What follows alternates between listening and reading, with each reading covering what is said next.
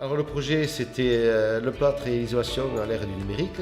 Donc on était parti sur une idée de kiosque internet.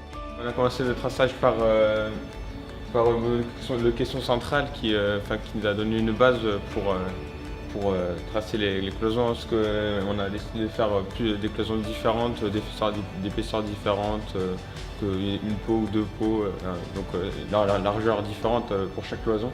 Enfin, une fois qu'on était parti sur une bonne base, il n'y avait plus qu'à mettre en place. Au niveau de la journée porte ouverte, on a travaillé un petit peu sur tout ce qui était filière plâtre, c'est-à-dire on a fait plusieurs modules d'atelier. On avait un module où c'est qu'on a eu les petits de l'école de Cunel, l'école primaire, où c'est que là on a travaillé plutôt sur des moulages et des masques. Après pour la maquette avec les BTS qui eux ont fait déjà une première ébauche de la réalisation qu'on allait travailler. Donc ils expliquaient avec une tablette numérique un petit peu toutes les phases du montage de cette maquette. Après on a travaillé sur un atelier briques de manière à représenter un petit peu la filière et la voie humide. Et après on a travaillé sur un atelier de moulage aussi au niveau alors des adultes. Donc ce jour-là, il y a eu plusieurs écoles qui sont venues, des collèges et aussi des BTS de Tarbes.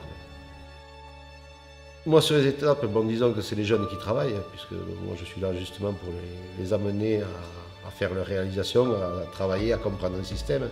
Donc j'étais là surtout pour les diriger, leur expliquer un petit peu, en même temps ça nous permettait de faire de la techno appliquée, de leur expliquer un petit peu ce qu'on peut retrouver dans différentes situations dans le monde du bâtiment.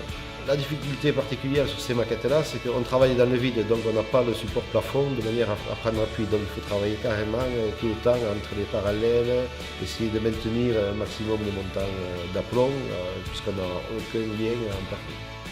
Moi j'ai commencé avec les ossatures de placo. Là je m'y suis remis pour faire quelques reprises des enduits stuqués et des peintures. J'ai vu 2-3 choses que je ne connaissais pas forcément, les enduits stuqués par exemple. J'avais un peu pratiqué mais pas autant. Et puis, justement, le résultat fini de ces enduits là c'est super sympa.